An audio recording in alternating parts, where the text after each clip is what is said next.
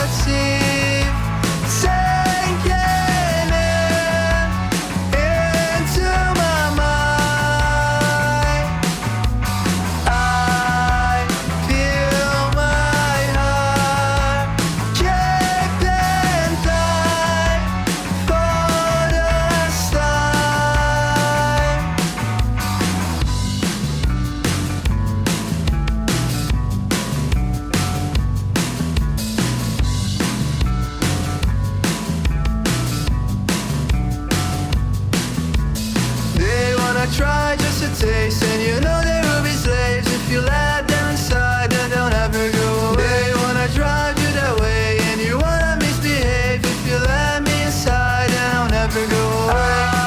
I feel your teeth sinking into my mind. I feel my heart keeping tight for the start.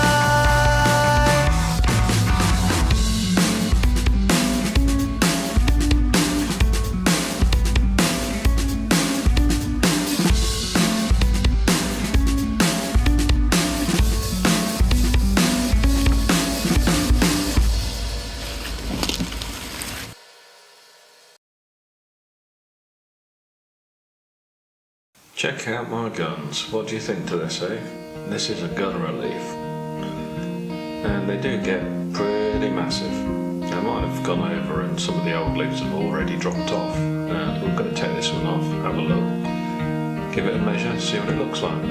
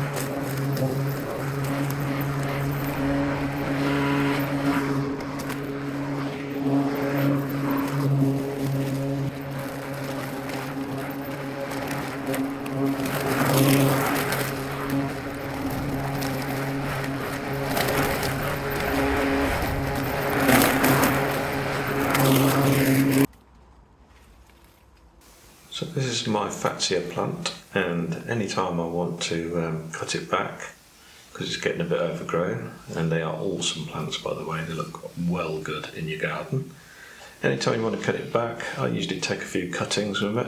This time of year it's probably not the best time. Spring is probably the best time, you want some new shoots at the top of the actual plant there. I've got to chop it back anyway, so I might as well take a few off the top, stick them in the ground and see if they grow. And that's how I've got most of my Faaaatsiiiaaaa plants anyway here in the garden. So great plants for propagating, awesome plants to look at. So all I'm doing here is chopping below a leaf node, and it's about 13 centimetres long. And we just take off the side leaves, dib a hole with a big dibber, keep a couple of leaves on the top, chuck it in the hole, and job done. Move on to the next one. It's a great way of getting more plants in your garden, but make sure it's grown fairly well to start with. So I'll be doing the same with the rest of the Faaaatsiiiaaas I've got in the garden and trying to get some more of those. Try the spider's web out. I haven't tried that one before, so that should be interesting. But yeah, on to the next job. So, if you've been watching my videos before, you might have seen the one on the golden zebra fern, or the Conigram emiensis. And if you remember, I put it outside into the garden because it wasn't doing very well inside and I thought it'd do better outside. Now, it was supposed to last over winter, allegedly, but before we got to winter, we had the old problem with the old slugs again, and the slugs got in and they absolutely obliterated it. In fact, I was down to one leaf left on the actual fern, and I decided to take it out again, out of the garden. So it's gone from the house to the garden, and now it's gone from the garden into my shed, which is a place where most plants either go to die or they go to be reborn, effectively. If I'm not sure, I'll put them in there just in case. But there's no heating in there, and it's fairly cool. But it seems to have coped quite well, and it's come back to life. So from that one leaf that was left, I've now got several leaves, and it's starting to come back. Eventually, I'll bring it back into the house, where hopefully it will grow and flourish again. So just be careful with this one. If it goes outside, slugs and snails absolutely love it. But look at the leaves on it. Isn't it gorgeous? What a plant.